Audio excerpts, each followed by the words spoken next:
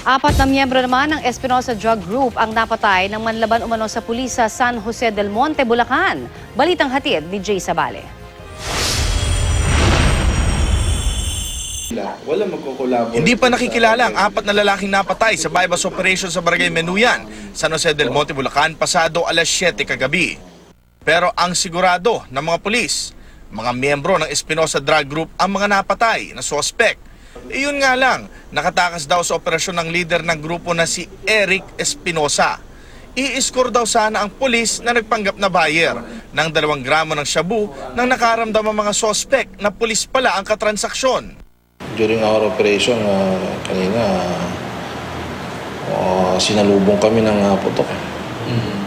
So, on that instant, nung pagkakuha pa lang, buti nga hindi tinamaan yung ating social buyer. So, lucky din na hindi siya na-hit.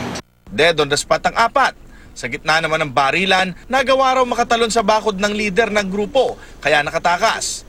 Itong grupo na ito talagang medyo makukonsider natin na medyo delikado kasi they are armed with firearms. Nakuha sa crime scene ng isang caliber 45, 2 caliber 38, isang di pa matukoy na kalibre ng baril at ilang bulto ng shabu na tinatayang nasa 50,000 piso ang halaga.